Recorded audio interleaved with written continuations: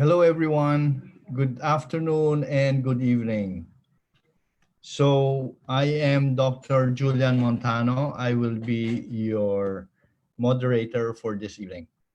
So, welcome to all again. To start with, I'd like to again welcome and thank everyone who is connected with us for this webinar.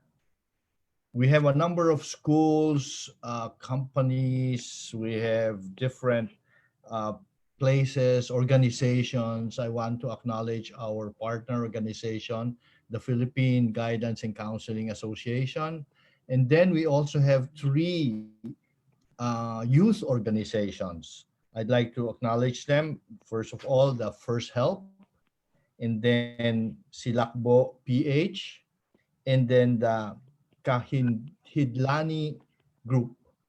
Thank you again for joining us and supporting this effort.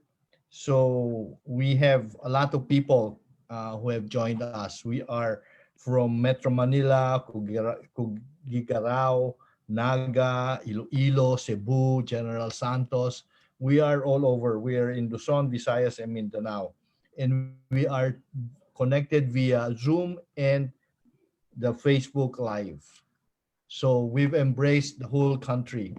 So again, so happy to be with you and to share with you this webinar. Okay, so for those who do not know, our official name is In Touch Community Services Incorporated. And we were established in 1980. Can we move a slide forward? There you are, right?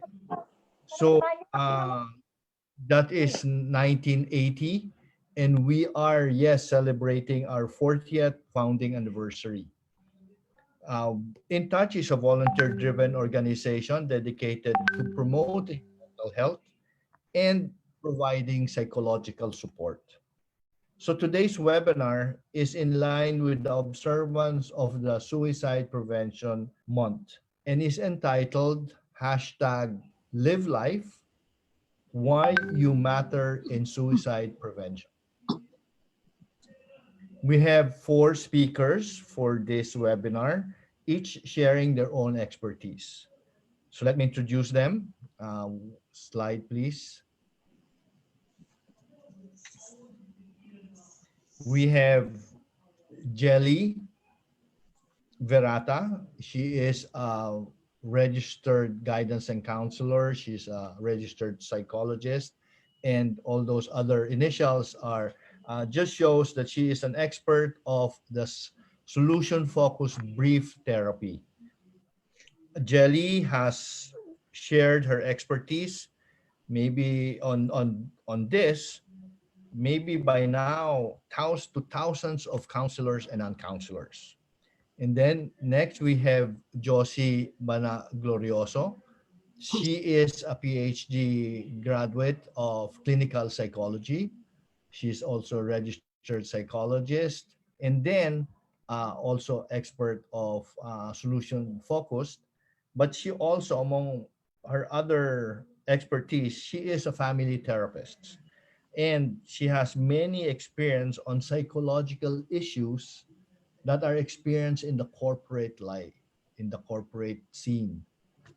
And then we have Agnes Nano, a certified executive coach and SF practitioner, also an expert of solution focus, who uses such an approach to help suicidal people find their own little ways of moving on. She has trained and continuously provide support to hundreds of mental health volunteers. And lastly, but not the least, we have Ivana Mabunay. She is a registered psychologist. Ivana is one of our young generation counselors. She brings in new energy and works with children and the youth. She specializes in development and social skills and maintenance of emotional regulation. So again, my friends, hashtag live life, why you matter in suicide prevention, wants to tell us that each one of us individually and in a community, can help save more lives.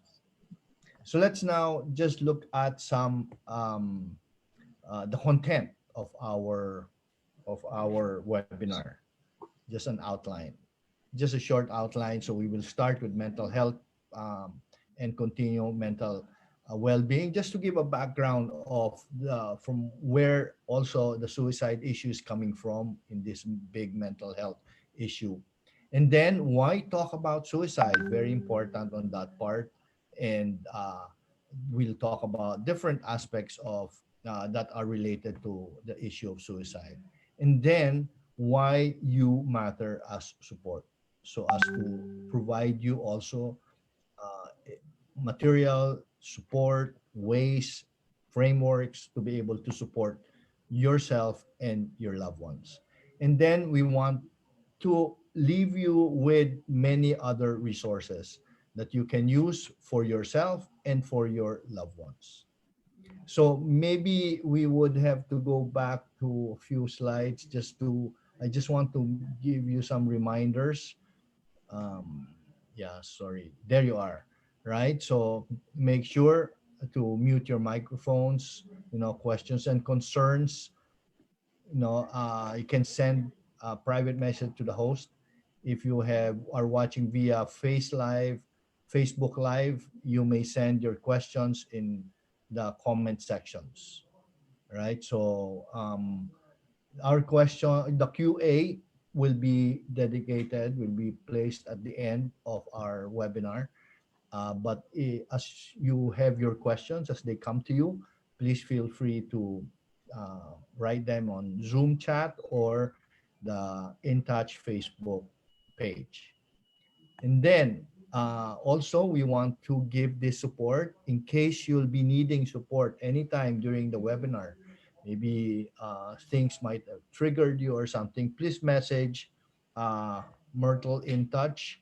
We will then let you know also in the Zoom, maybe in the chat. You can also put it down there, and or in the in touch Facebook page. All right. So thank you again. So now let us start, ladies and gentlemen. We will start now. I'd like to ask Jelly to start our webinar by giving us a foundational understanding of mental health in relation to the threat of suicide. Jelly, thank you. Okay. Yes. Thank you very much, Julian.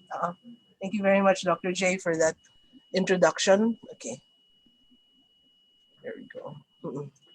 So, why is it important for us to be talking about mental health in general, in relation especially to our very important topic today of suicide awareness and prevention? Um, it's important because this is part of our total body mind well being. We really place emphasis on taking care of our physical health. We have our regular mental checkups. We know there's a lot of information on what to do about nutrition, in terms of also exercise and everything that we need to do to keep our bodies healthy. And it's only in the recent years that more emphasis is being given to our mental and emotional health. So, how do we define mental health well being? Next slide, please, Hella. So, according to the World Health Organization, WHO, the way that we can define mental health well-being, it's not just the absence of a mental illness, but mental health well-being is when an individual, each of us is able to utilize, is aware of, and is able to utilize our own talents and capabilities. We're able to use that in our daily lives. We are able to um, be productive, lead productive lives, whether we feel that our lives matter, whether at work and at school. And if I may add, also being able to have nurturing relationships, to maintain nurturing relationships. We can handle the stresses of normal everyday life. And an important part is to be able to feel we're making a contribution to our communities, yeah, and to society. And so what's happening right now and becomes more important these days with the prolonged quarantine and the presence of COVID in our environment, um, it's the stresses are increasing. And so it becomes really more important at this time, 6 months into the lockdown, for us to take a check on what our mental health well-being is. Especially, this is the starting point for us to see, are we at risk, or somebody we know, are they at risk for depression, and in severe depression that may lead to suicidal thinking. Next slide, please. Um, this is important to begin talking about mental health because unfortunately there is still a stigma, meaning it's hard to talk about mental health. It makes many people uncomfortable. Uh, it's much easier when we want, let's say we call in sick at work. It's much easier to say that we have a stomach ache or we have a migraine. We rather than saying I need to take a mental health day off because I'm feeling depressed or I'm feeling anxious. Because when there is shame in that, uh, shame is there because it's something we don't understand. Yeah, the stigma is there because we don't understand what causes it. Yeah, how we become affected, and how we can treat this. And the way to break the shame or the disgrace is actually to start talking about it, to begin to seek support. Yes. So if we look at the past, there are times in the past history, human history, even in the past 50 years, where there's some medical conditions that had a stigma. For example, in the 1960s, cancer, there was a lot of silence and hush hush before. When you get the diagnosis of cancer, it would mean a death sentence. Yeah. But we know nowadays with early intervention, early testing, you know, with breast cancer, the outcomes are very different for many types of cancers.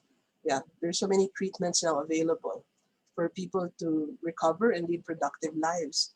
In the 1980s, those of you who watched last year Bohemian Rhapsody with Freddie Mercury, he passed away because of AIDS. And at that time, 1984, if we imagine that time, Rock Hudson, another famous movie star, was diagnosed with AIDS and he passed away in 1 year. Because of all the advocacy done by people around HIV and AIDS, they were able to research the cause of transmission, which was through the blood. They were able to research to be able to create the medications that are necessary to maintain the lives of people. So that in 7 years, by 1991, when Magic Johnson, a famous basketball player, NBA basketball player, was diagnosed with HIV, he could already begin the new treatments. And even up to today, he survives and is thriving. So that's why it's so important to break the stigma and shame of mental illness and um, uh, mental health conditions, so that more people can get help early on, and then more effective treatments can be found to help these people. Next slide, please. So, yeah, two things. Anybody with a mental health condition have two things in common. First of all, nobody asks for it. Of course, we don't want to be having a mental health condition, and nobody deserves it. Yeah, no matter what we did or did not do. So early intervention, seeking help, being able to recognize the signs from ourselves when, oh yeah, maybe I'm getting depressed. This long quarantine, I will admit, even 2 months ago for myself, even counselors, we were feeling anxious and some anxiety and some depression. So when we can see the early signs, we can take steps to either take care of ourselves or to seek support, yeah, from people we know or from professionals. So that's the good news. Next slide, please. So what is exactly a mental illness? What is it and what is it not? Yeah, what it is, it's a medical condition. Yeah, it's a medical condition, and we want hopefully when we break the stigma, we'll be able to talk about it as commonly as people talk about diabetes. You know, it's not your fault that you have diabetes. It's a biological condition. And we know that is a factor, as well as there are environmental factors. It is quite common. In fact, 20% of the adult population will have at one point in their lives experience either a depression or anxiety. And I wonder if we took a poll in this room right now with everybody tuned into the webinar, um, how many people have been affected, their lives have been affected by knowing somebody who has a mental health condition, a family member with depression, a best friend who has anxiety, yeah, a work colleague who, because of substance abuse, has mood swings, or, people around us, yeah, in school, somebody that we know, or even the celebrities. Many celebrities are now coming out, yeah, in order to help break the stigma and then to help people to get support. Because we know it is treatable. That is the good news. Mental health conditions are treatable. There is psychotherapy, counseling, there are support groups. There is also medications that are now developed to help anxiety and depression, as well as psychiatric conditions like schizophrenia. Yeah, so we know it is treatable, and people with mental health conditions can lead productive and meaningful lives because of the available treatments. You might be familiar with a few of them. For instance, the writer of Harry Potter, who wrote J.K. Rowling, who wrote Harry Potter, has been open about her depression. And for bipolar disorder, which is manic depressive disorder, one of the foremost clinical psychologist experts, Dr. K. Redfield Jameson, has written a book called The Unquiet Mind about her own personal experience being diagnosed with bipolar. So, and Prince Harry of England has also come out about the effect of grief, the complicated grief that he experienced when his mother died. So more and more people are coming out in order to break the stigma. So we also want to be aware about what it is not. So we can give thanks to Joy De Leon, for saying it, hindi to gawa-gawa. It's not something we just make up. It's not something we can easily snap out of. Yeah, it's not caused by a personal weakness because of the biological factors of depression. It's not caused by bad parenting or bad behavior or punishment from God or possession by an evil spirit. And it's also not caused by poverty. Although financial stressors can aggravate depression and anxiety, we also know many people in the lower economic status who are highly emotional resilient, that they're able to find ways to keep going with their lives despite the financial stressors. Next slide, please. So just to find out what a depression is. Depression is a negative set of beliefs about ourselves. It's also a negative way of looking at life and also the perception towards the future. So it affects the way we think, feel, and act. And some of the signs to look out for in terms of depression is persistent sadness that goes on and on, low mood, it's a feeling of helplessness, hopelessness.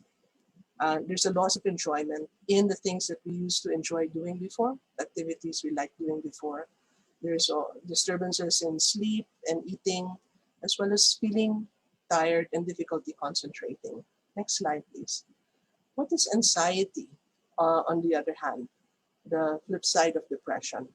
It's when we're worried, yeah, because there's things that are uncertain. We don't know what's going on. And now with the COVID around and the quarantine and the changes of MACQ, ECQ, and all of that, many things are uncertain. So no wonder there are more callers to our crisis line talking about anxiety.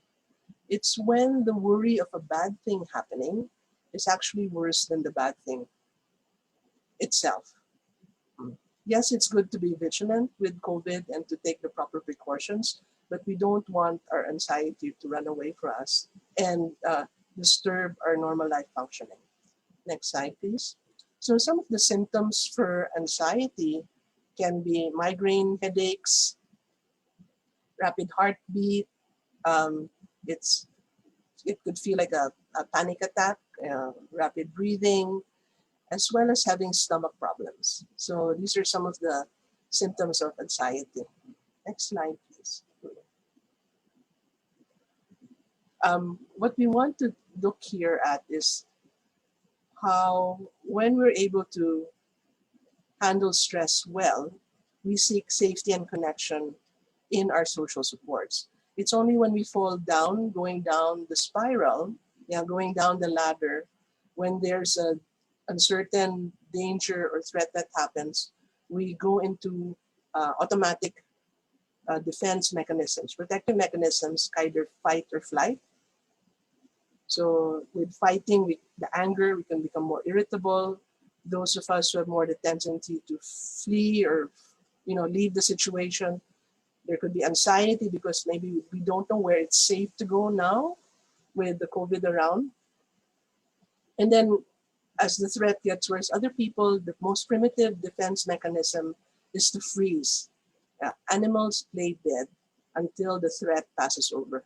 So that's like a depression where we are not able to move, we become immobilized. And when the depression really becomes worse, then that's when the thoughts of suicide start to come. Or we want everything to be over, we want the threat to be over, we want to go to sleep and just wake up when everything's all right again. So that's part of the suicide thinking. Next slide, please. So how do we know when to seek help? So this is what we call the continuum of mental health well-being.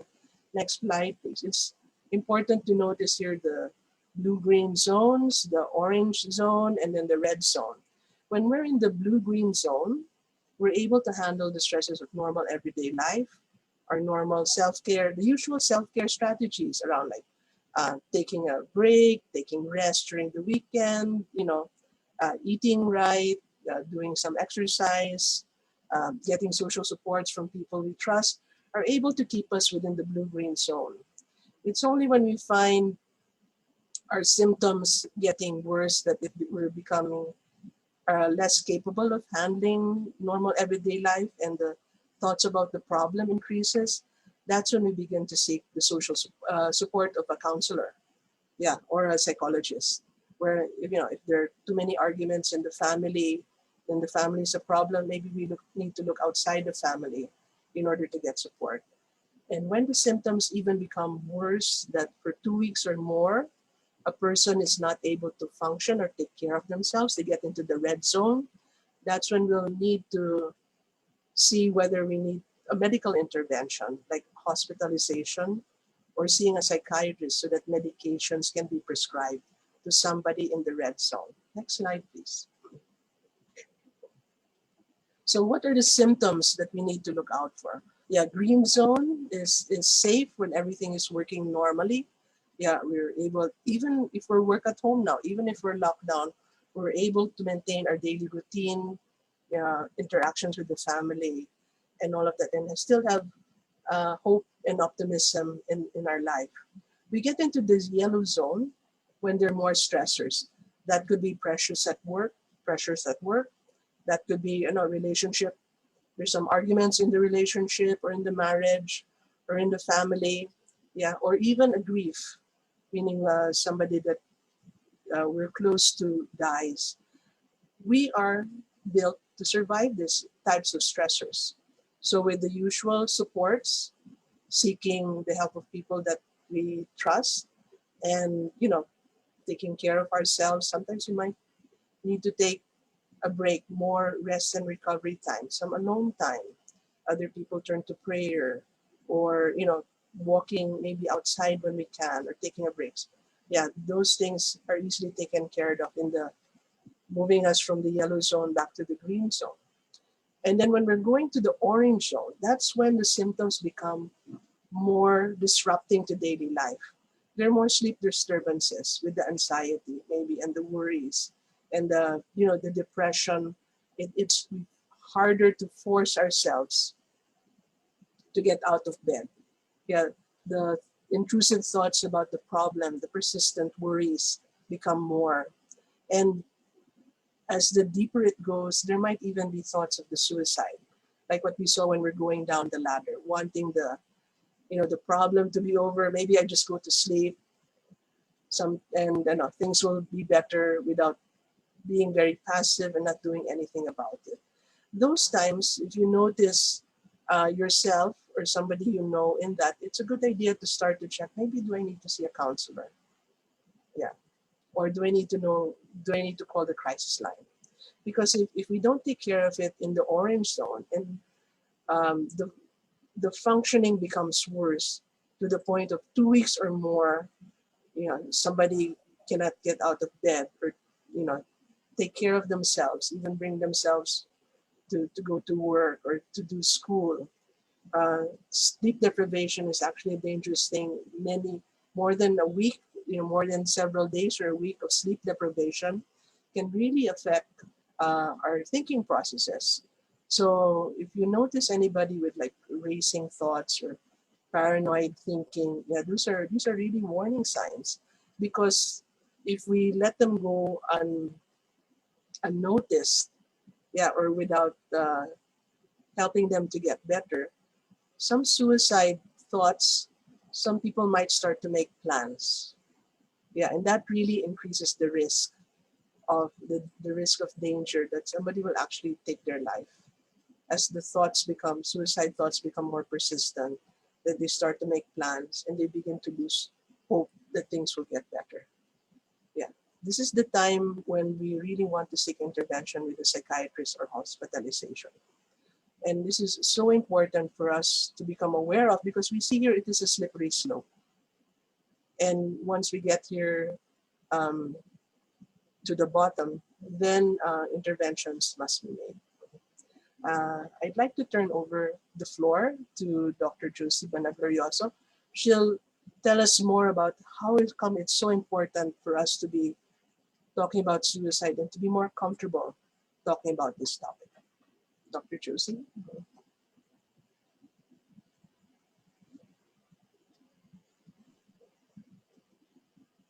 Okay, Mhm. I'm not able to start my video. It's okay. You can start. There We can you hear you. go. Yeah, we can hear you. There you are.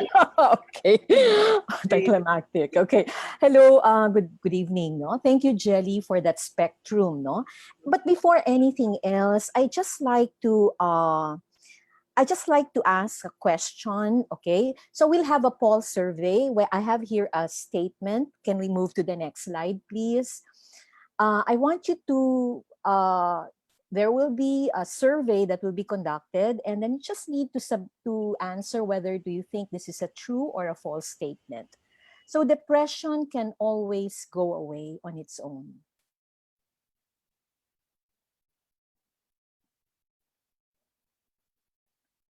And then submit, no? Make sure you submit, you click the submit button so that we can tally the results. And Ella can give me a feedback, okay? On how many of you agree with this particular statement and how many don't.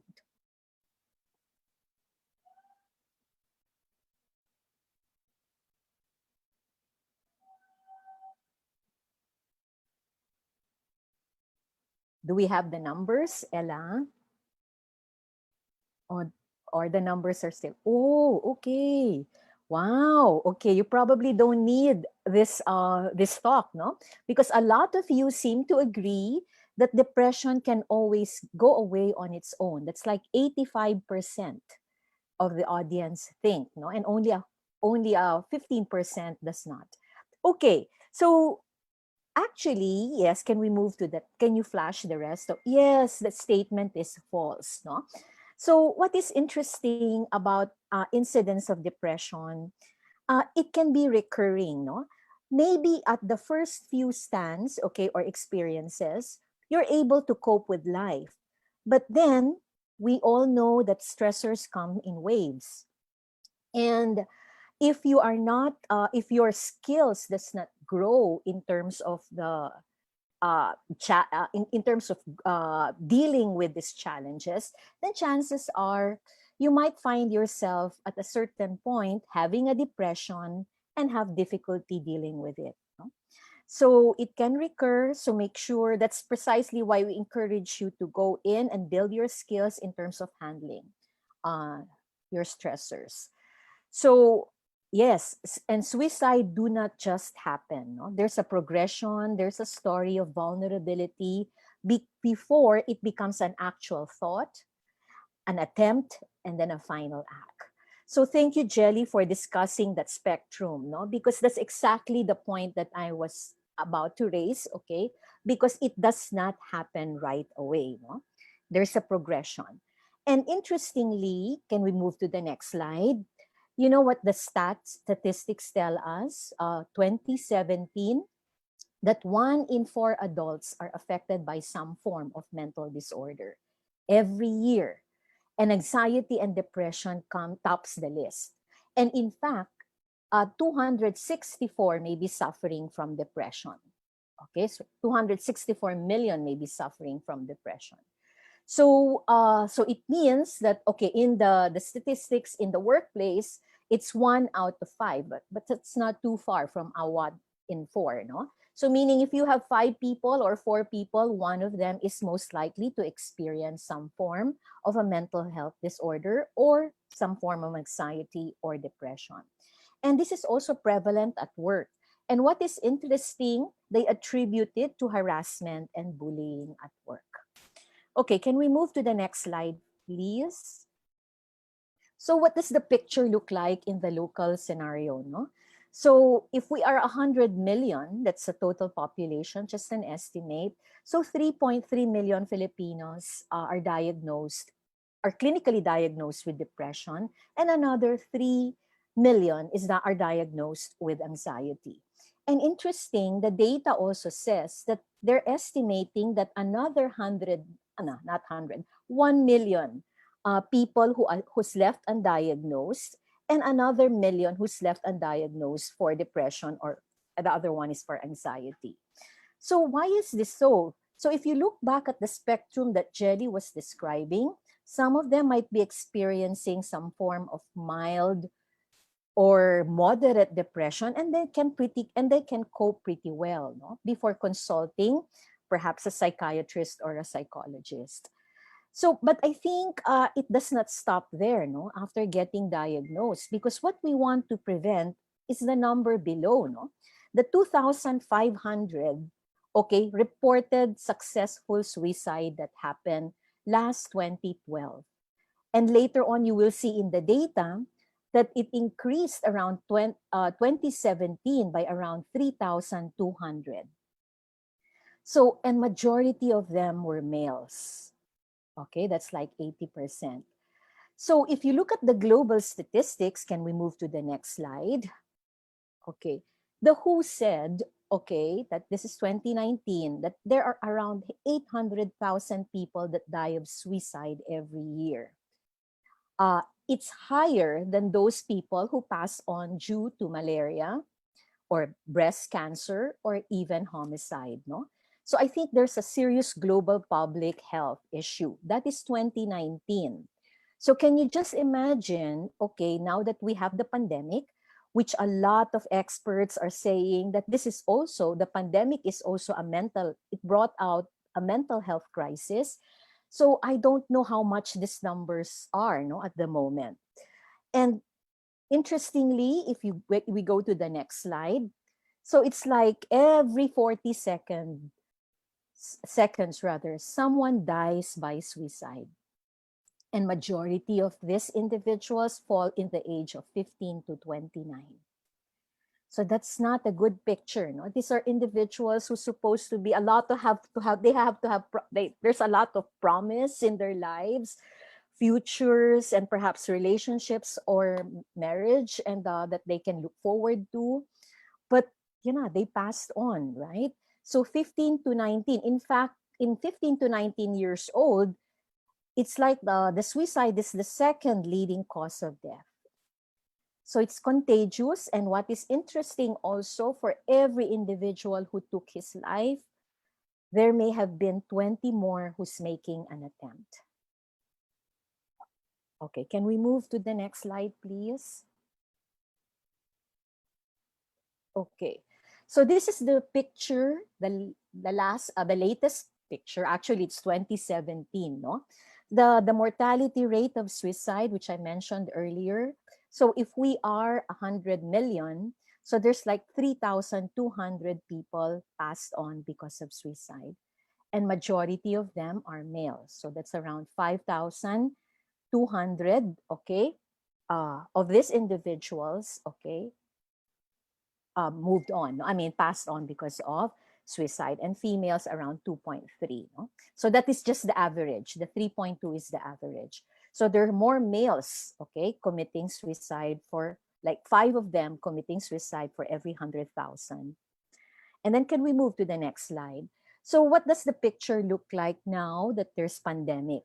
So I don't have the number of the incidence of suicide, but what I have are snapshots of, how people are stressed or their mental health condition, they're distressed because of the given pandemic, plus the ECQ. So interestingly, in the US, okay, 45% no, of adult Americans reported that they were experiencing negative impact on their mental health due to the stress of the COVID-19. So 35% of them, okay, also from the Chinese, okay, the population, 35% of them uh, said that they were also experiencing the negative impact of mental health. And in UK, 32% of them agree that the pandemic has affected their mental health. And interestingly, okay, there was a rise also of alcohol consumption. No? So that's there's a 20% increase of usage or utilization of alcohol between ages 15 to 49. So we do not want this particular number, okay, or this incidence, because the alcohol consumption, okay, if you are abusing alcohol or any other form of drugs, okay, this could also contribute significantly to someone's suicidality or depression. And interestingly, they have attributed it to school closures, okay, concerns for the family, and yes, of course, the loss of routine and the loss of social connection. Now, there's another data here, okay, that I'd like to mention, because I think, sometimes we think that, first responders, or, our mental health workers, or even the medical health workers that we have there, who's attending to those people who were victims of the COVID, they could also be having some form of mental health crisis. They're also as vulnerable. In fact, if you look back, there was last May, there was a Dr. Breen in the US who attempted to commit suicide. So how can that be? Somebody who's highly functioning, who has achieved a lot, became a victim of this particular incident. So in China, for instance, no, they mentioned that, 40, there's a number, okay, there's 65, is that, I can't, okay. There's a number that they're experiencing some form of depression. 50% mentioned that they were experiencing some form of depression.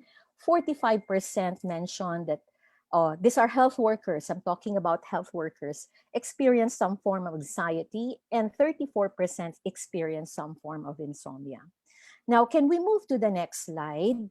This is a snapshot, of course, of what's happening and in the National Center for Mental Health. And according to Dr. Roland Cortez, who's the chief, he ascertained that yes, okay, there's a rise on depression because of this pandemic, plus the ECQ incidents. No, so they have a hotline, and interestingly, 10 months prior the COVID, okay, prior the ECQ, that was March 15, 2020. they were only averaging 13 to 15 calls. And surprisingly, during the COVID, it doubled, no? 30 to 35 number of calls. So if you they count and they count the number of monthly average calls, okay? So before it was only 400, now it turned out to be 953. That's the average monthly call. And 45 of these calls are suicide related. Okay, can we move to the next slide, please? Yes. Okay. So I think one of the main question is what's the cause of suicide, no? Uh, I think that's a difficult question to handle, no? So it's like there's a narrative that goes on, and like what Jelly mentioned, the spectrum earlier. So uh, it doesn't in suicide doesn't happen right away, no? There's a story, there's a build up of story or a build up of vulnerability. Now what I'll be talking here is who is the person who's likely to do it, no, or who's vulnerable. But let me just mention a warning, no. It doesn't mean that you might find yourself in one of these risk factors. You're most likely to commit suicide, no, or you're about to commit suicide. uh, Again, these are long-term issues that continues to build. And then if what I think the reason why I wanted to emphasize this is because there is a need for us to be more proactive, especially if we know that we have the vulnerability. Can we move to the next slide, no? So I will be discussing each one of them. Okay, so let's start with the mental health conditions. So somebody who might be suffering with any of these mental health conditions, who were diagnosed or not diagnosed, but maybe suffering from a mild or severe depression or condition, no? So they are vulnerable because exactly if they have this condition, and if we have multiple stressors like what we're having right now, and they're not ready or equipped to address these stressors, then chances are they could, they could fall short in terms of their sleep. They would probably miss out on their medications, or and then once they missed out on their medication, that creates a ripple effect. So likewise, people who may have medical conditions like suffering from cancer, multiple sclerosis, or perhaps diabetes, serious form of diabetes. So I think there are times when it's difficult to embrace this particular conditions or accept them. So chances are they go through that kind of struggle, no, the depression incidents. So again, they can also be vulnerable. Okay, let's move to the next slide, please. Okay, so these are the environmental factors. So what is interesting about environmental factors, what we have there is the bullying, no? So whether this is through social media or physical or emotional bullying or battering, I think that increases the vulnerability of the individual. Now, let me just also put social media. I think social media has its plus and minuses because we benefit, we engage, we connect, and we get information. But it can also be a source of stressor, no? So if you already have a risk factor like anxiety, depression, sensitivity, low self-confidence, I suggest you may want to get out of social media for the meantime because they can really be triggers, no? And another one, people who might have access to lethal means. Now, what is interesting about, okay, I notice I'm competing with some voices in the background. Can you just check and please unmute? Okay, please mute rather, no? Your, okay. Okay, thank you. Your Zoom, no? Okay, thank you. Now, I think the access to lethal means, and interestingly, uh, lethal means we initially think of a gun, but these are the ordinary pesticides or cleaning agents that we have that tops the list. So you may want to, be more careful with with these things that you have that lies around, anywhere in your household. And another one is the epidemic of suicide, no? And I would say, I think this happens especially when Christmas is about to come in, or perhaps after Christmas and after Valentine's Day. I think we have a spike of calls, especially on suicide, no? Suicidality. Or hi bantay. Okay. Sige. And then also, I just like to mention and emphasize the stigma, no? Which Jelly mentioned earlier. Again, because when these conditions are stigmatized, and people believe that this is just an acting out, or you're possessed by evil spirits, or this is just an attitude problem, or just trying to get attention. So these kinds of belief system, actually, it's a myth, no? What I want to say that depression that results to suicide is a brain disease, no? That can result to suicide is a brain disease. Now, in fact, I'd also like to emphasize that, if there are availability of information and resources and access, this is also a protective factor. Another one is feeling isolated. So if there's lack of family support system or community support system for the families, this can also increase the risk. And likewise, having a quality support system or a community and a family support is also a protective factor. Can we move to the next slide, please? Yes, of course, the historical aspect, no?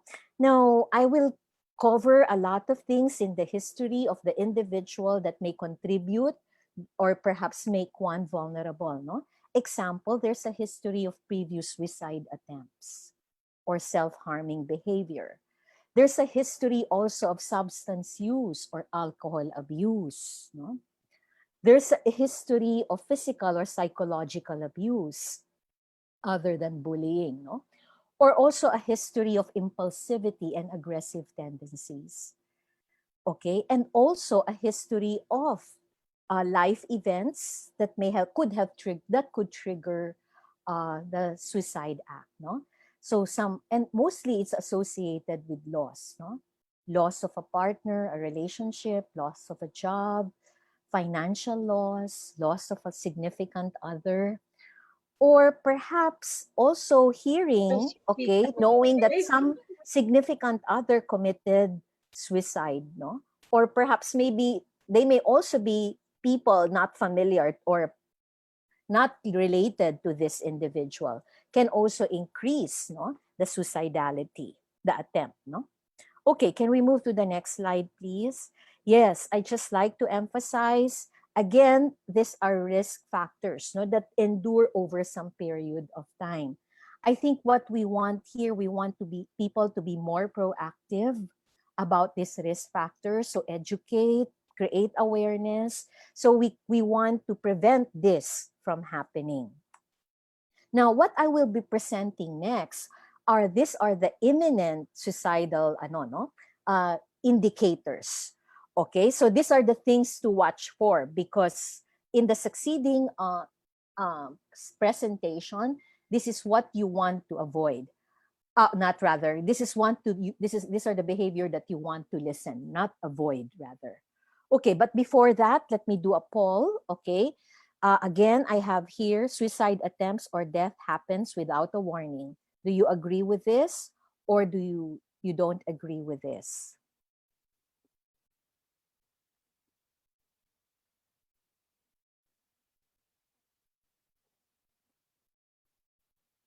Okay, Ella. Sige. Do we have the numbers? Sige.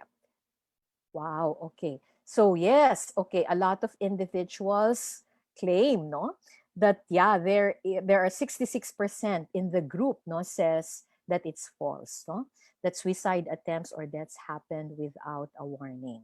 Okay, can we flash the what's okay, can we flash? Okay, yes, it's false, no, but there is a third, no, of individuals listening right now that there are no warning signs. Actually, there are.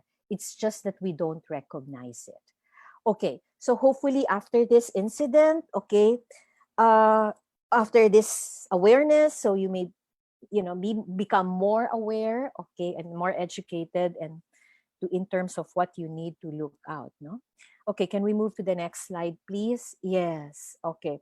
So interestingly, the suicide warning signs, okay, what do people say, no? What do people say, and how do they behave, and what is the prevalence, the mood, no? The prevalent mood that can occur, especially for people who may have, who's most likely to hurt themselves, no, or make an attempt. Can we move to the next slide, please?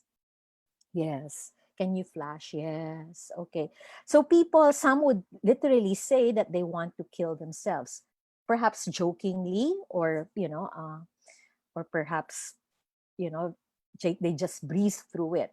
Or others can simply articulate that they're feeling hopeless, or there's no reason to live, or okay, they're being a burden to others, or they're feeling trapped, or the unbearable pain that they're currently experiencing, no? So usually I would hear the last three. So I think you may want to alert your ears or your mind, no, or your attention when you get to hear these things, no, when people talk. Now let's look at the behaviors. Can we move to the next slide, please? Yes, okay. So what I have here, okay, if somebody is increasingly consuming, okay, alcohol and drugs, then chances are you would see that they're oversleeping, or they're not sleeping at all, no? So if there is an effect on their basic behavior of nutrition, eating, okay, and sleep, uh, either they're overeating or undereating, or starving themselves, or oversleeping and not sleeping at all. So again, chances are the mental health condition could spiral downwards. And then, of course, this could occur withdrawing from activities and withdrawing from people. No? Why? Because the reason that they would say is they're too tired and too exhausted. So it's a combination of physical and emotional exhaustion. Now, can we move to the next slide? So this other set of symptoms is different rather, no? So I think you have somebody who becomes so impulsive and aggressive with no consideration for risk. No? They would try anything, right? But not looking at the risk involved. And also, they may be calling people to say goodbye or giving away their prized possession. So usually you can see this behavior occurring, especially after they have been, okay, gone through that depressive state. No, they have very low energy, they're exhausted, they have been withdrawn. Then all of a sudden they have this extra energy. So this is, you have to watch out, especially when they started doing this, because that the person has already made a decision to end his life. So we do not want that occurring, no? So they need help. Okay, now let's look at the moods. Can we move to the next slide? So again, this is just a repetition. So you have depressive moods, anxious moods, okay? Loss of interest even with the things that they usually are interested in. And for men, okay, there are some statistics that for men, they would have emotional outbursts, or they readily get angry, no? Or okay, they could also be apathetic. They have no regard for hygiene or how they look like, no? And there's also a combination of having so much self-doubt, or guilt, or there's so much shame that they're experiencing, no? And of course, okay, this is what you don't want, no? All of a sudden there's a shift in emotion. They're okay, and there's a big improvement, no? Okay. Okay. So let me just end my discussion here and bring you and introduce you to my colleagues, Ivana and also Agnes, who's bringing us to another exercise. Yes, Ivana? Thank you, Josie. Thank you, Josie, for that. Yeah, lots of information that could be helpful for us, no? So, okay, just a check-in with everyone. I hope you're all still with us. I hope you're still doing fine. Let's just take a few minutes of just pausing, and let's put our hand on our heart area, on our chest, and let's do some breathing exercise. Just 3 deep breaths, okay? Just to calm ourselves a little bit. It's been quite a very informative first hour. So let's just see how we can just calm ourselves down and take care of ourselves. So let's just breathe in, breathe out, breathe in, breathe out, and breathe in, breathe out. Okay? I hope you're still with us. Ready for the next set of slides that we can learn from. Okay, next slide, please. So, back slide, please. Back slide, please. The slide before this. The slide before this, please. So, it is important to note that with all the information that's been given to us, shared by Jelly and Josie, what do we do next? How can we matter, or how can you matter as a support to your friend, to your loved one, to the people around you? How can you do that? It would be good to be aware of what are the small steps that we can do to make a difference. That is why you matter as a support. So next slide, please. Let's have a poll. Talking about suicide or asking someone if they feel suicidal will encourage suicide attempts. True or false?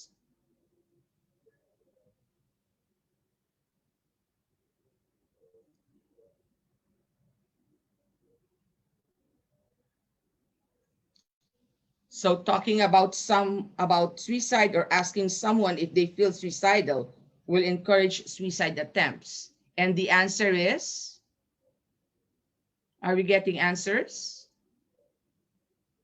Okay. False. Okay, let's post the answer, please. Because you're right there, like Jessie was saying, I think you know already how to deal with someone who is having these kinds of issues. Because more often than not, talking opens communication. And sometimes fears shared to someone can likely diminish the fears. When they talk about their fears, that can likely be diminished, no? So, okay. So next slide, please. What is mental health first aid? A few years back, I had the chance of traveling to New Zealand. And this is one of the programs that the government encourages people as young as 18 years old and above to avail of. And their idea was that anybody, especially ages 18 and above, can provide mental health support to anyone who needs it. So, as mental health first responders, this is what we will be talking about in the next slides, what we can do to help. how we can make a difference. Next slide, please. So think of the acronym ALGAE, where A stands for approach, assess, and assist a person in any crisis. That's your A. And L, listen non-judgmentally. G, give support and information. E, encourage appropriate professional help. And the next E, encourage self-help and other support strategies. So think of the acronym ALGAE when you feel that there is someone that you can help with any mental health issue as a mental health first responder. Okay? So next slide, please. So how do we approach? How do we assess? How do we assist? It's as simple as, next slide, please. Starting with, kamusta ka? Are you okay? Sometimes that opens a lot of doors for communication, for connecting. And with the virtual setup that we have right now, we can use a lot of this telegrams, I'm hearing, Viber, WhatsApp, messaging, Zoom sessions like what we're doing right now. There's always a way to connect with people that we think are going through some mental health issues. For example, there's someone, a friend or a loved one who you're constantly communicating with, and then you know that there's the possibility of him or her going through some mental health challenges. It would be good to check on them. So the "are you okay" opening statement can sometimes open a lot of doors to just keep the communication lines open. So next slide, please. Let's do another poll. Once a person is intent on suicide, there is no way of stopping them. True or false?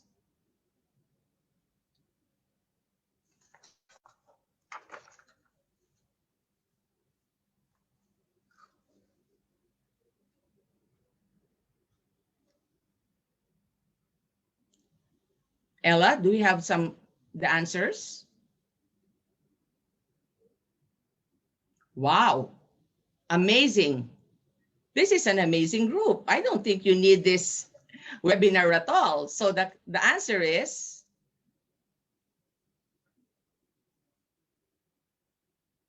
right, no? Because suicides can be prevented. People can be helped. And how can people be helped? Next slide, please.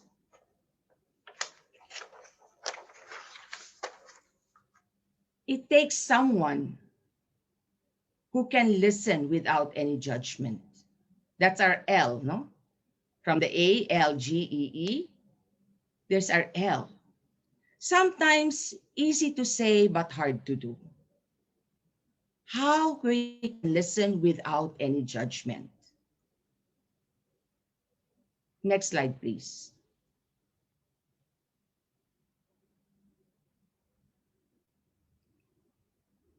Here are some tips of how we can listen with empathy. So be present and maintain eye contact at all times. Try to put away all distractions like looking at your watch or looking at your phone when you're talking to someone. Provide that safe space for the person who needs help, no? Use a calm voice and try to make the person feel that I am here for you. It's okay. I am here for you. Also try to control your urge to react the same way. Like if the person you're talking to or you're helping is already emotional, try not to be more emotional or as emotional. I know it might be difficult, but sometimes competing with them or making them feel guilty that you are as affected might not work well, no, in the situation. So try to get hold of your composure. It would also, I think, be helpful to reflect back, no? So what I heard you say is, because it may give that person the feeling that you're there for them, you're listening, you're hearing what they're saying. And it's also a good time to validate, no? To if there was something that was not so clear, because maybe they got overwhelmed with the emotions.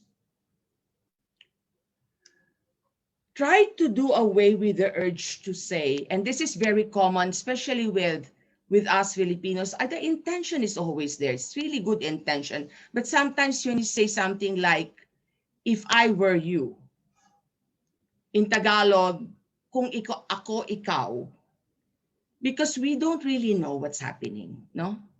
Instead, we can only give advice when there is already a safety issue that's involved, no? And safety issue will be something like we know they're going to be in harm's way or they'll put somebody in harm's way. Next slide, please.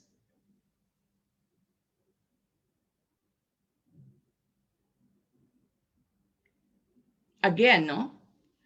Refrain from giving your personal opinion unless it is asked explicitly. More often than not, we believe that the person we're trying to help, the person who is having some mental health challenges, have more or less an idea of how they're going to deal with the issue at hand. It's more on somebody being there for them and affirming them and validating them, no? So this is something that I think is also important for us to do, but sometimes not easy to be in this space. Do not judge the person on choosing the suicide ideation. What makes this important for us to think of? Because at the time that they're thinking already of the suicide ideation, there must be a lot of feelings that's going on, a lot of thoughts that are going in their mind. And the last thing they would want to hear is from you, is for you judging them for their choice of the action. Instead of that, it would be good to just listen and maybe understand. Listen to understand what's going on. Listen to understand where he's coming from, because we don't really know what's happening there. Validation is also a form of normalizing that it is a difficult state that they're in. No wonder they're thinking of suicide, maybe in this case, because of the overwhelming thoughts and feelings and circumstances that may be happening. And in this time of COVID, we hear a lot of that hopelessness that they may be feeling right now is something that can be too much for one person to bear, especially when there are already deaths in the family. Now, we were taught also that just suppose you do not know what to say.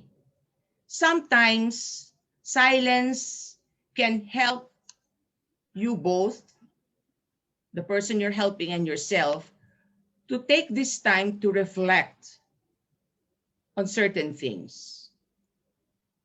sometimes that 6-second rule and literally counting 6 seconds before you say something might be helpful.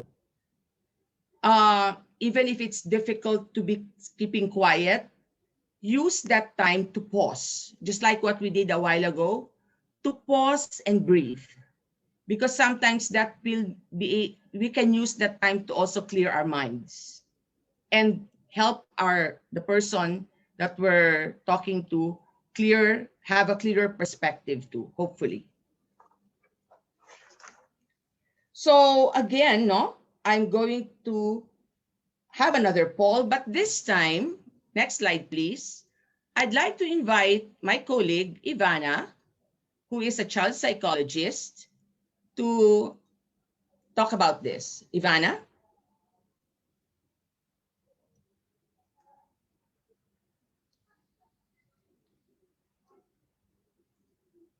Ivana? Okay. I just read the question. Young persons thinking about suicide cannot help themselves. True or false?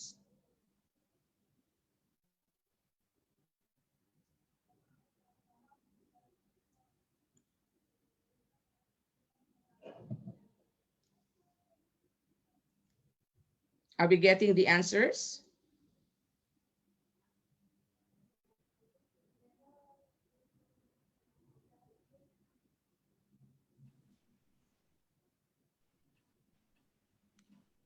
Okay. Ivana, are you there? Yeah, can you hear me now? Yes, we can hear you. Thank you, Ivana. Sorry about that. Thank you, Agnes. Yeah, so these are the responses. Okay, Ivana, go ahead. Thank you. Yeah, so 71% answered false, and 29% answered true. So young people can help themselves. Okay? Yeah, so it's false. So young people need guidance, need support from trusted adults, from emotionally regulated adults, and they can help themselves with that. So in counseling or coaching, we always say we help the person help themselves. So at the end of the day, it is very important that the person is empowered or is able to find their own resources, their own meaning and outlook and value for life, but we help them find that. Okay, and it's their own personal uh, meaning in life. Okay, next slide, please. Yeah, so finishing the acronym, letter G is give support and information. A lot of it is really validation, since even until now, there's so much stigma, even to the common mental health concerns, such as depression, such as anxiety, such that when we add certain stigma, it adds to the stress. For example, it's one thing for a person to feel anxious, it's one thing for one person to feel depressed, but it's another even more difficult thing when the person is scared of anxiety, is hating anxiety. It can be normal, but with a lot of pathologizing, with a lot of validating, with a lot of normalizing, we can have more clarity and understanding as to what we're really dealing on, and have and focus on that. Okay, so a lot of emotion education, again providing the safe space for, especially for youth, which is actually vulnerable. Okay, so youth is one of the most vulnerable groups when it comes to mental health concerns. Okay, next slide, please. Okay, so here are the common questions we have in terms of how do we support other people. Okay, so Jelly explained the mental health continuum, right? There's self-care, social support, and professional support. So everyone has a role in terms of taking care of our personal mental health and the mental health of each other. Okay, it's a community work, and specifically social support plays a very important role. But because of how sometimes we're uncertain as to the nature of it, there can come questions of doubt, of uncertainty. So here are examples of the questions. What if I say the wrong thing and make the situation worse? I'm not qualified to deal with this. I don't want to interfere. It's a personal matter. It'll only get in the way. Maybe I'm overstepping. Won't they just get over it if I leave them? Okay. So one important thing that needs to be known, a person who is struggling with something, whether they show it or not, and especially teens, would appreciate help. It's just that they don't know how to ask for help. So seeing the availability of it, like seeing a person willing to listen to them, willing to hear them out, is already increasing the positive possibility of that person to receive help. So it's better than nothing at all, right? And in terms of when we talk about mental health concerns, we don't create the concern right there and then. We make space. We make space for the already existing concern, right? And especially if it's in the form of questions. Again, just hearing out what they need. How can I be here for you at this time? How may I help you at this time? Is there anything I can do? Okay, so that goes to show that you're very willing, that you're lending your presence, your empathy to the person, and that in itself is such a resource for a person. Okay, next slide, please. Okay, another true or false. The only effective intervention for suicide comes from professional psychotherapists with extensive experience in the area. Okay, spend a few seconds.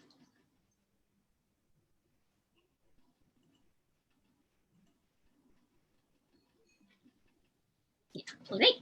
So around 86% of you answered false, 80%. Yeah, that's right. So again, the mental health continuum, right? We can provide support in different levels. Again, it's a community responsibility. Even if there are different roles, each role is important. It's very important. Psychotherapy can help the person work through the concern, reframe cognitive biases, etc., etc. But it's also important, who are they with on a daily basis, who they go home to, who is their first line of defense, whether family or friends, right? So those all are very important, and each human being is so capable of providing validation, which is again so powerful, especially for someone who's very vulnerable mental health wise. Okay, next slide, please. Yes, letter E, encourage appropriate professional help. Okay, so again, each role is important and each role can be different.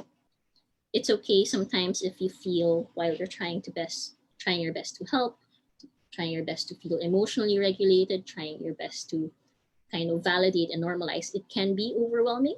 And it's important that we don't take that against ourselves. It's part of our humanity. We have a limit, right? And it's okay what if you're supporting someone to acknowledge, oh, this is beyond me. And that's okay. That's how it is at certain times. And that's why there are professionals. Okay. So it's very important in terms of your own personal boundaries. Also, hanggang saan ako pwede sumuporta? Hanggang saan? Hanggang gaano karami yung maibibigay ko? Because you're also advocating for your own personal health. So while you're taking care of the health of others, it's important to take care of one's own mental health. Even as counselors, we need to be mindful of that because we are our own tool in terms of helping out each other. We are the greatest resource. So we need to take care of that resource such that we can continue to help and support more people. Okay. Next slide, please.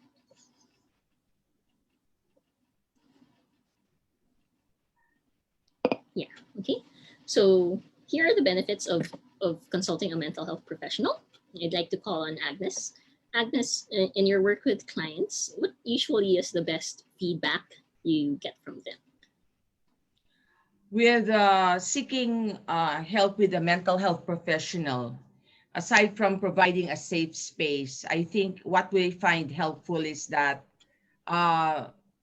that space can also be a place of non-judgment. So they will not necessarily feel that they will be judged for revealing their innermost feelings. So I think that's top of the line, no? That's the top of mind when people come in for professional help. They want somebody who also can be objective, no?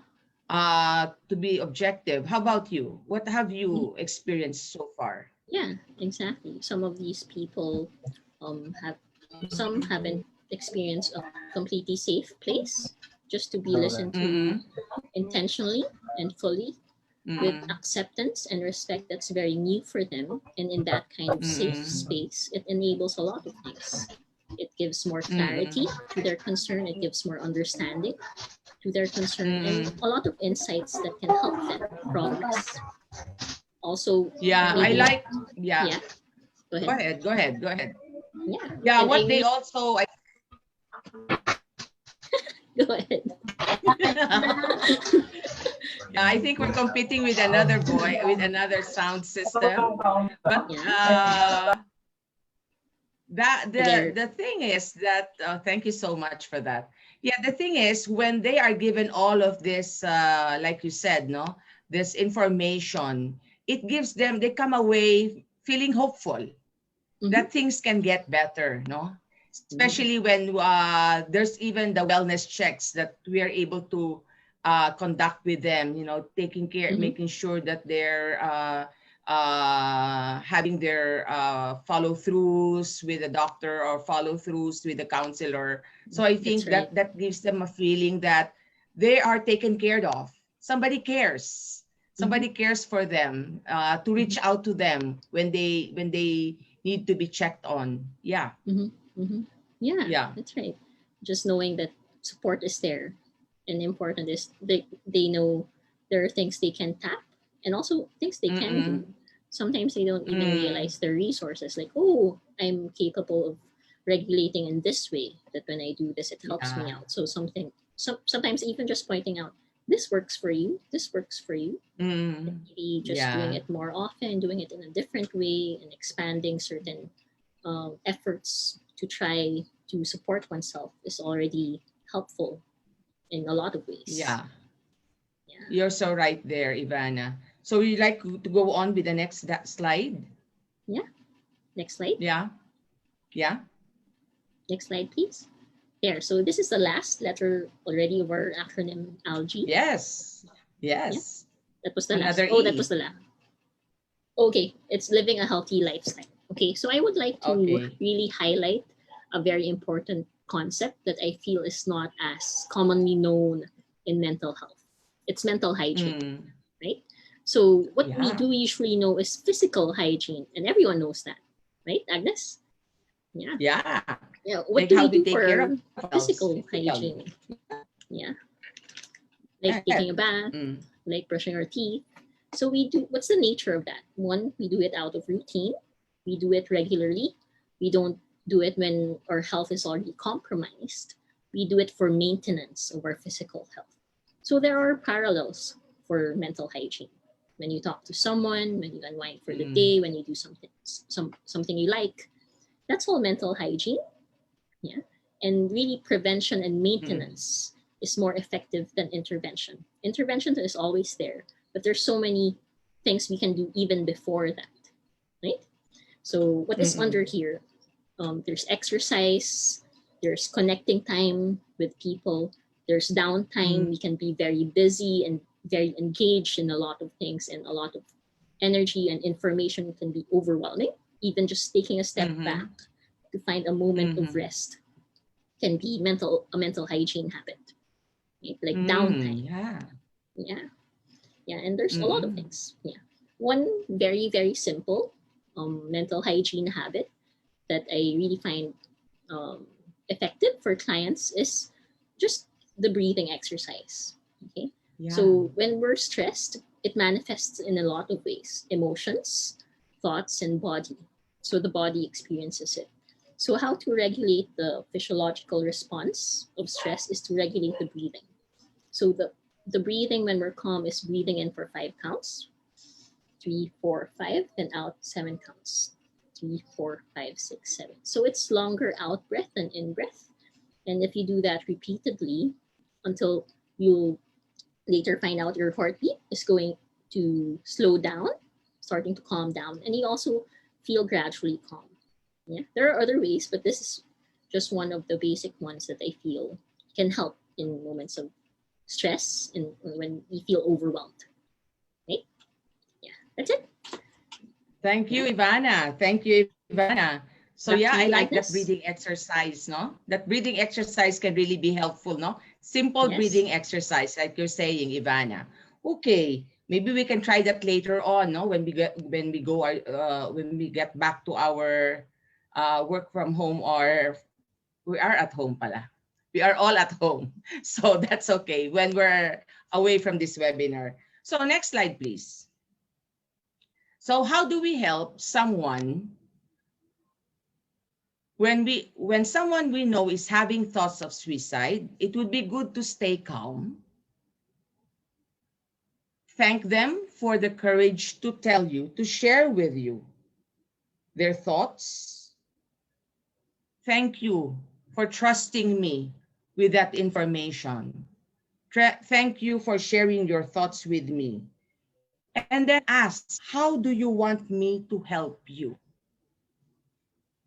It would be good to know what is expected of us, rather than you rush into a suggestion that might not be helpful at all. No, try to ask what they expect from you in terms of the help that they need. No, reassure them that you are going to help them the best way that you can, that you are there for them. And like Ivana was mentioning a while ago, you know, there are people who are trained to help people who are having suicidal thoughts. We are the first responders. We are the ones who can refer them to a mental health professional after we've done our ALGEE. So it's really, we don't have to carry the burden by ourselves. There are people who can help the people we're helping, who can help them in the best way, that better than us. So it would be good for us to also know, hanggang dito lang yung kaya ko. Sabi nga ni Ivana, our boundaries are up to here, no?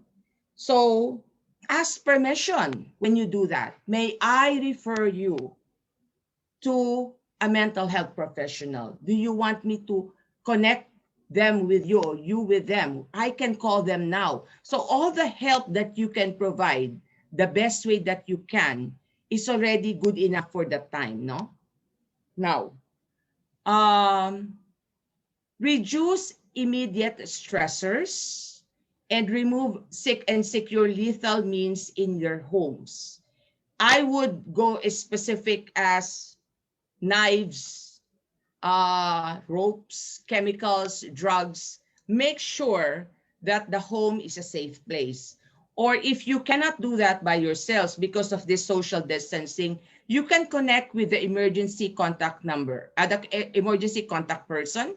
And normally that could be a relative or somebody who is close to them, who is with them in their home. Okay? So here are some of the tips, no? So next slide, please.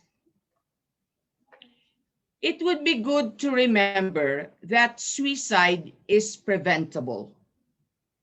As first responders, as mental health first responders, we can be very much help a person who is going through these suicide thoughts. We talked about the signs a while ago with Jelly and Josie. We can reach out. We can show support. We can do that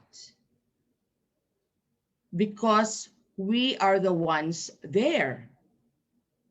We are the ones immediately there who can show that kind of help that they need at that particular time.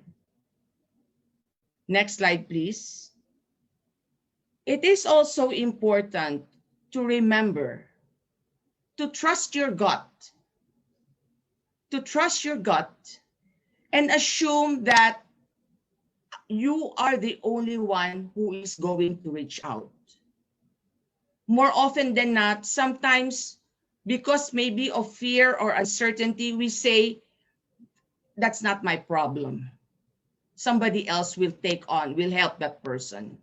But assume because of our willingness to help, as we trust our gut when we are faced with the situation of helping someone. Just go for it. Extend that help. Because, next slide, please. Compassion, compassion, compassion is the key. Compassion can make a difference. Never forget that. Next slide, please. Talking about mental health saves lives. All it takes is one caring, compassionate person to take notice and start the conversation. And that person is you. So will you follow my hand movements? Let's all do this. That's why you matter. Shall we do this again? That's why you matter. Thank you. And let's move on now to Dr. Julian.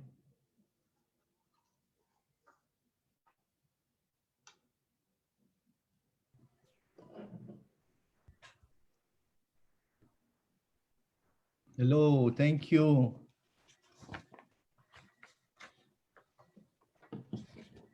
Wow, thank you very much. Thank you, Jelly.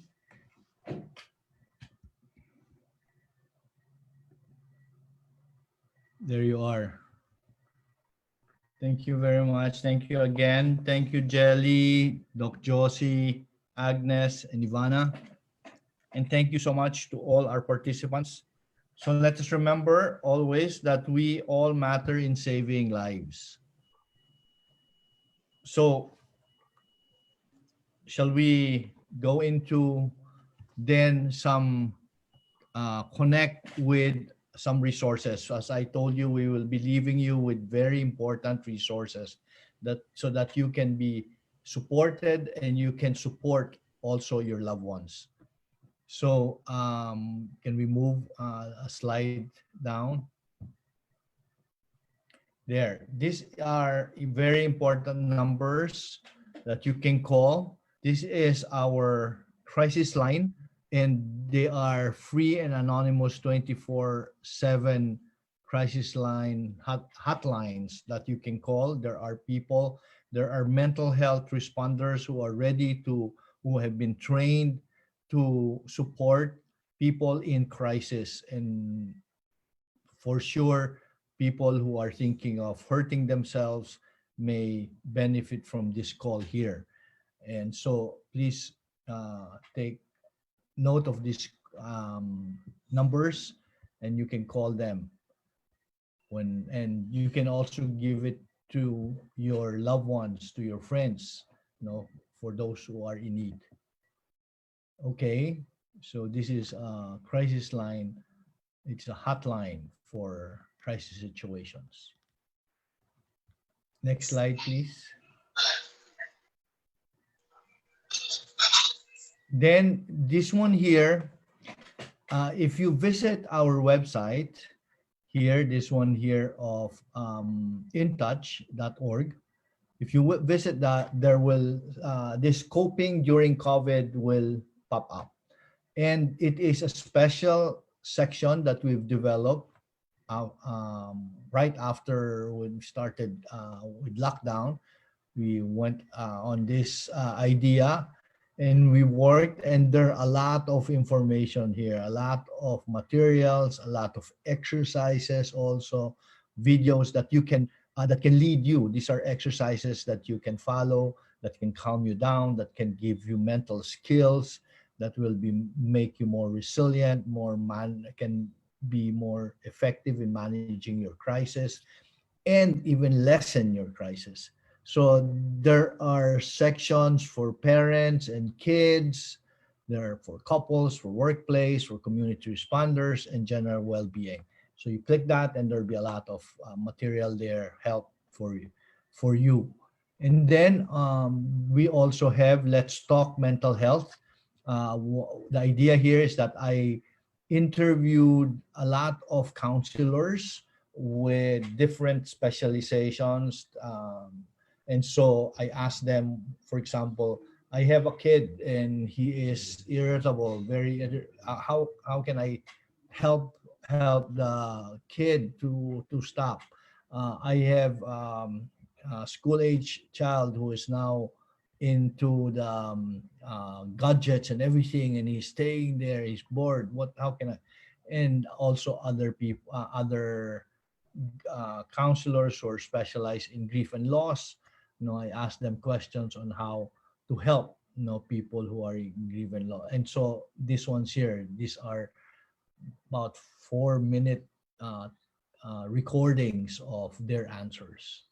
So again, visit our website, and there'll be a lot of information there for you.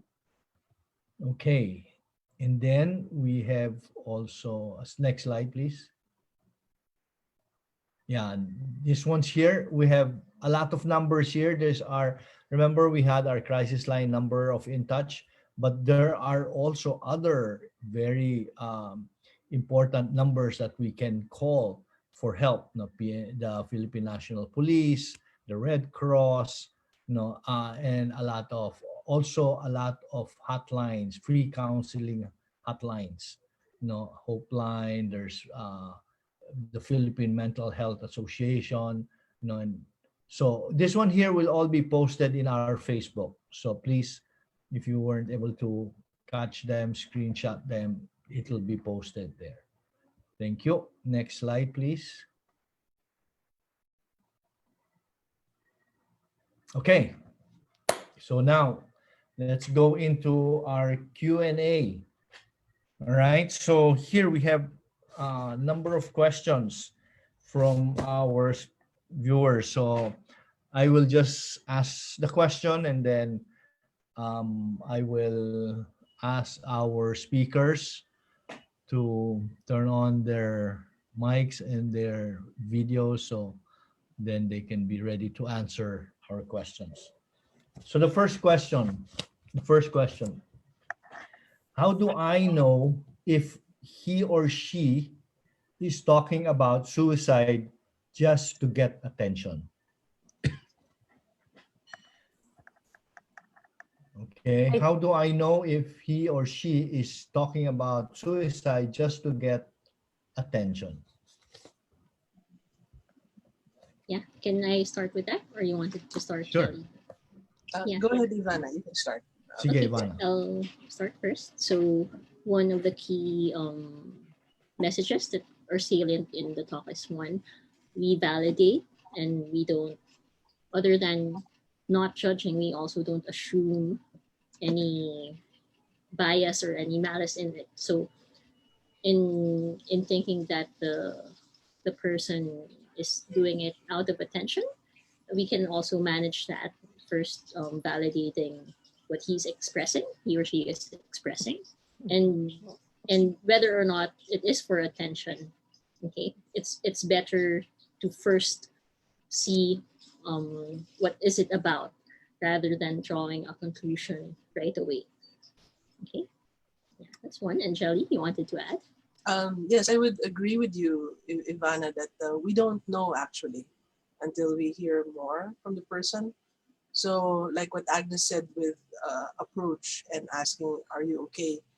It's actually better to take it seriously, because we'll only find out later. And I like what you said. We should not prejudge or have a bias if we think it's only a call for attention.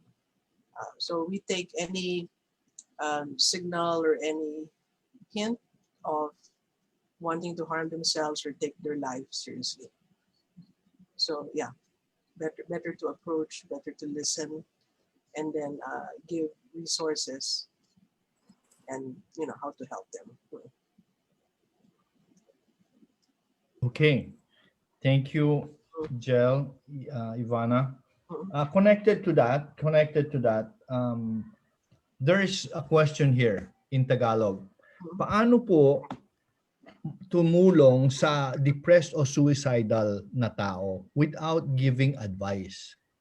Kung 30 minutes ko na siya kausap o isang oras, makikinig lang ba ako?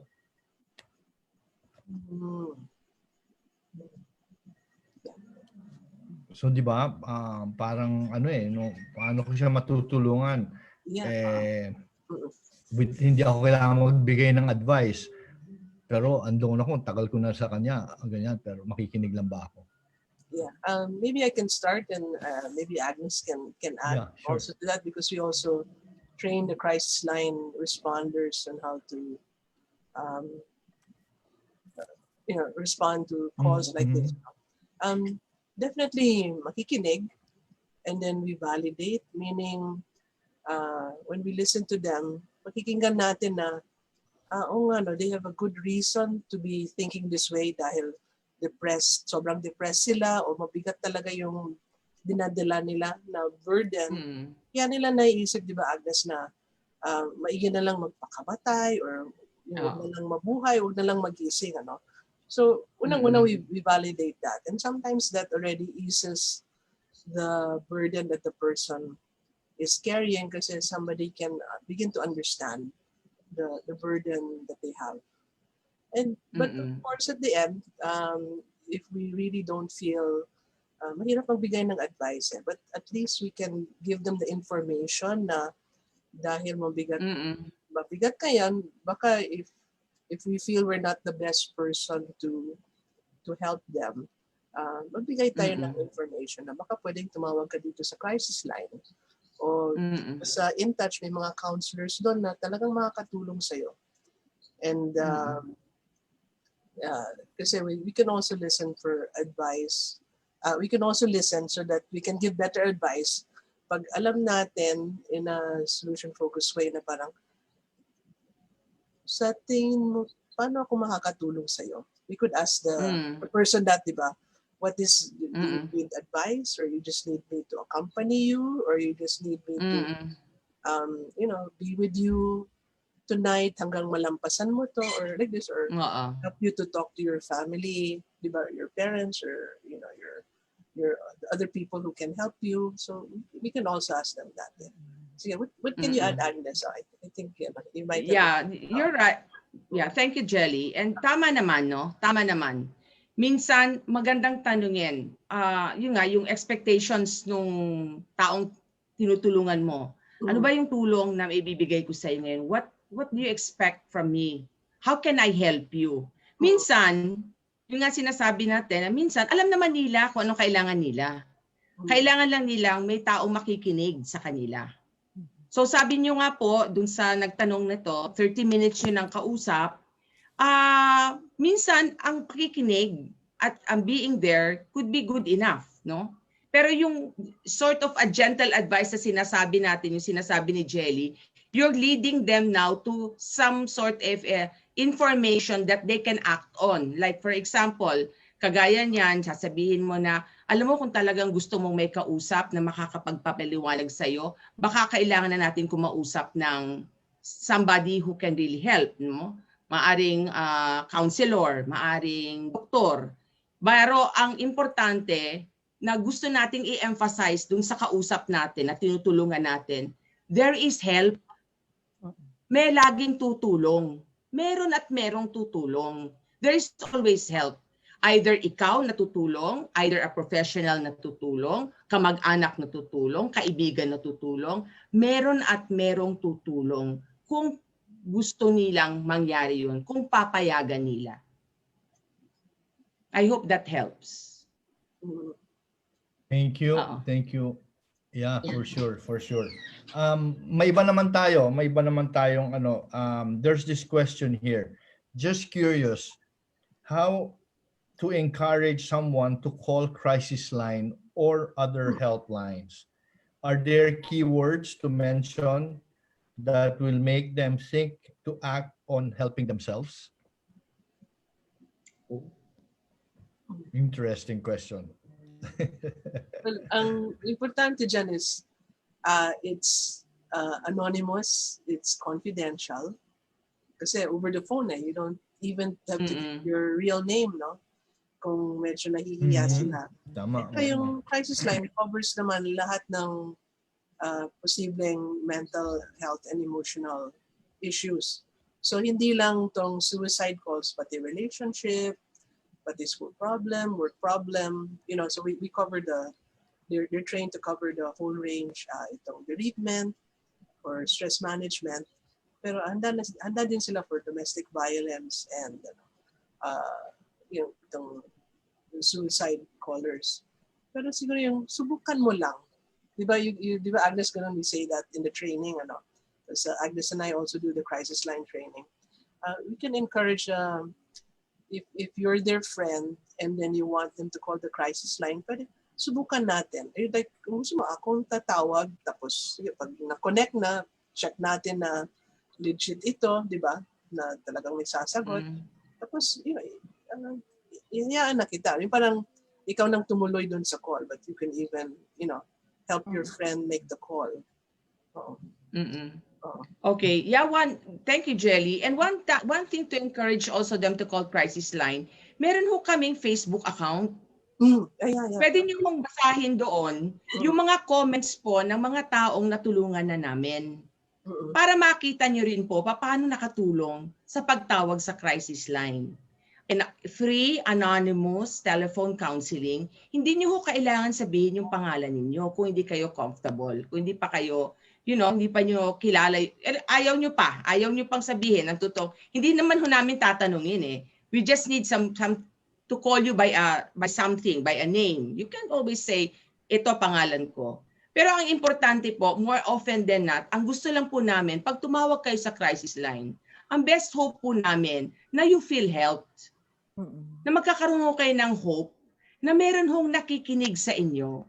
May nakikinig sa inyo na hindi ho bias. We try to be objective as possible. And at the same time, kami po ay handang tumulong 24/7, 365 days a year. Nandyan po kami. Wala ho kaming bakasyon, wala ho kaming holidays. Every time you call, somebody will answer you. Totoo pong tao, hindi po recording o robot. Hindi robot.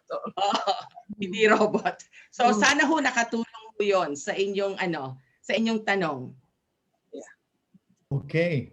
So, connected dyan sa walang bakasyon ang mga nagre-respond dyan. Meron isang question dito kasi we have also in our last statistics, we had about itong sa ating mga registrations, 35 to 40% ay mga counselors ang nakikinig sa atin. Siguro mas marami pa dyan. So may question dito. How do mental health professionals cope with stress after they help multiple people in distress? I mean, even if they're professionals, they still feel the heaviness of other people's problems. Di ba? So, how do mental health professionals cope with the stress after they help multiple people in distress? Yeah, that's a really good question, Julian. I was thinking we really have to emphasize that kasi ma-absorb din natin yan or we might even, di ba, the vicarious trauma, di ba, na ma-absorb natin yung stress nila, So, kami ni Agnes, we use a modality that's called solution focus. So that's one way na we can move from talking about the problem to finding solutions. So when we got trained in that, like 10 years ago, mas nakakagaan ng sessions. Pero in addition to that, syempre we are human, so of course we also get affected. we support each other then. I call Agnes, I call Ivana, like that, diba? So we also have a support group where we debrief. Dr. Julian's our supervisor, so we have these mechanisms where we can also offload with other counselors or supportive colleagues. So isa yan. Tsaka yung all like kanina yung mental health hygiene Ivana mentioned, and also all the self-care strategies that we tell our clients. Gawin din natin yun. I mean, we have to also be active in doing that. If I may share, like 2 or 3 months ago, I was telling Dr. Julian, I'm feeling in a low mood. I would say I was depressed because of the long quarantine. And so since then, naging mas conscious ako about my morning routine. Definitely keeping the exercise in the morning, the prayer time, a little inspirational reading before breakfast, reaching out to my trusted colleagues and friends. So I became more conscious of that. Tsaka Agnes, di ba nagpapagpag din tayo? Sometimes you have to do little rituals to make pagpag at the end. Literally pagpag. Literally pagpag. Shower. Diba? Sometimes you take a shower. Yeah. Or literally yung mga movements from yoga or this qigong where you brush off the negative energy, or yung mga ganun, or you write it out and throw it away. There are a lot of this journaling. You find what helps you. Siguro idadagdag ko lang din, Sige, Jerry. Josie, anong i-add? Yeah. Sorry, Josie. Tapos na? Okay. Idadagdag ko lang na No. kailangan No, it's okay. makinig ka. Okay, Jenny. Tapos na? Go ahead. Go ahead. Ang dadagdag ko lang, so sana dapat makinig din tayo sa sarili natin, no? Kasi hindi pwedeng kopya-kopya lang. We copy what others are doing. Kasi people have different ways. Kung medyo introvert ka, mapapansin mo importante sa'yo ang manahimik. Okay? Kung medyo extrovert ka, gusto mo may iba kang nakikita, ibang activity, or nakikipag-usap ka, no? So I think pakinggan mo rin kung ano yung kailangan mo at the moment kasi pwedeng magbago-bago siya. Yeah. And I just also like to say, no, sa akin kasi ako introvert, alam mo nakakatulong sa akin yung mindfulness breathing, no? Yung mananahimik, yung kasi minsan magulo ang isip.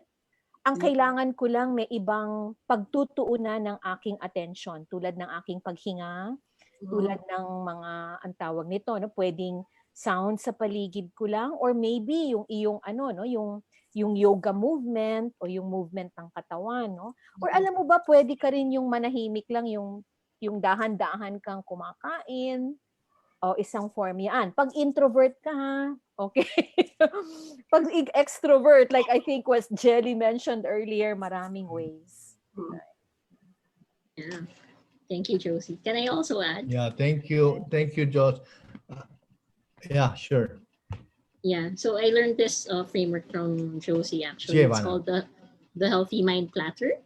So with the mental hygiene habits, in order to expand what else we can do, an importance of it is actually that we make each time distinct. Like you have focus time, you have downtime, you have personal time. And true for not just counselors, but people working at home now, which is mostly everyone, it's hard to make distinct work life from home life. Before, we had very explicit cues. When I'm at work, okay, I'm working. When it's lunch break, I'm with my colleagues. I can eat, I can take a break. When I'm home, okay, no more work, I rest. But now we don't have those cues. So how do we set up explicitly with intentionality those cues such that it's clear for us? There's clarity. Okay, right now I'm working. Just working. Or after, okay, right now I'm just enjoying my coffee. Downtime, I don't have to think of my clients. I don't have to think about work. This is me time. So it's setting up those boundaries, which can be difficult with just we're all in just one space, and it can feel just sometimes at one point, day to day, just client and client, client, or work. How do you identify what are parts of your what are aspects of your life that you want to maintain, and how do you make that distinct, and how do you protect the boundaries of each one? So the clarity and intentionality for each one would help. And the balance of that, again, the healthy mind platter by who was that again? Josie? Daniel Siegel, Yes. the author of Brainstorm. Mm. Yes. Yeah, that's a good balance because when there's a balance of those things under the healthy mind platter, the brain is at its optimal functioning. We can focus well, we can regulate thoughts well, we can decide easily. So it has multiple benefits. Yeah, that's it. Okay. So parang alam niyo na yung mga sumusunod na questions eh. We have our last two questions here now. Okay. So this one here, just a fast question. What is the relationship of good sleep and mental health? Ay, Ay, so naku. important. Go Okay, ahead, okay. Josie. Okay, yes, that's my favorite subject, no? You have half an hour. Actually, okay, hindi naman. Parang ganito lang, no? Alam mo ano, papapansin nyo, karamihan ng mga mental health conditions, okay? Ang common denominator, meron silang kulang sa tulog, no? So yung una, irregular sleeping, o tapos pagising-gising, tapos nagiging poor yung quality ng sleep, no? So I think what you want is you need to get adequate amount of sleep to be able to function the following day, because the brain, okay, the brain depends also on the sleep, no? So if you don't give your brain the adequate rest it needs, then chances are you get emotional, okay, hirap kang makafocus, mahirap to learn new things, okay, and then at the same time it affects your functioning the following day. So ito lang kasi nagiging practice karamihan sa atin, ginagamit natin ang social media pampatulog. Make sure you don't, because mapapansin nyo, the moment kung wari pagod na yung eyes and you decide na you want to retire, biglang hindi ka makatulog, no? Your mind is awake, you keep on toss and turning for an hour or two because the technology or that blue rays emitted by the technology makes exactly activates it creates more brain activity. So in fact, what is recommended in the researches now, okay, to have quality sleep, okay, make sure you get away from the social media or get off the grid. I would always say get off the grid an hour or an hour and a half, yung time that you decide to sleep. Okay? Yun lang. Thank you, Josie. So I have my last question. But before I say my last question, I'd like to thank all those who have sent questions here. We have a lot and we have not answered many also. So we will try to answer this, and we've set up a system to be able to get back to you, and we will be able to answer these questions. So now, my last question. There is this person here who would like to hear from each one of you, the speakers, uh, to give one takeaway from each one of you that you would want to tell all the participants. Just one short giveaway to all participants. Okay. So shall we start with Jelly? Yeah. I like this quote from Stephen Hawking that the fear of everything, and he's in a wheelchair, but he's still able to make contribution to life. So important contributions to the world and all. So he says, while there's life, while there's hope, there's life. So what we're doing here, why you matter, each one of us is important to give each other hope so that we can continue living. Thank you, Jelly. Mhm. Okay. Josie? Doc Okay. Josie? Awareness, okay, is key in preventing, okay, these conditions, no? So you need to recognize, okay, when you're not sleeping or you're becoming emotional or you're overthinking. So I think it's good to to talk to someone. And I would always say counseling is an opportunity to think aloud with someone. Thank you, Josie. And Agnes? Yeah, I would say that it does not matter if you have the credentials of a mental health provider. It does not matter whether you are a uh, a young person and an old person. For as long as you have the compassion and the willingness to help someone, it starts there. You are the first line of defense. As first responders, we can make the difference. Thank you. And our youngest, the young generation will speak out now. Mm-mm. Okay, so for me, one is these are very unique period. This is a very unique period of time, and it's natural sometimes to feel overwhelmed, to feel lost, or to feel uncertain. What helps, I've noticed, clients ground themselves, and also personally, and the people around me to ground themselves, is to go back to your own humanity, right? When you feel overwhelmed or whatnot, self compassion really helps. Being kind and patient and understanding with yourself. Okay.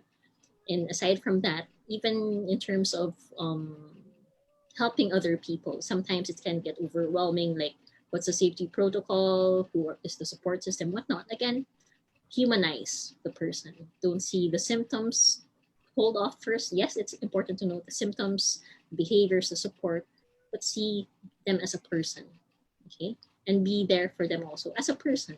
They need human connection, they need validation, they need compassion. And that's what really saves life, the humanity of it.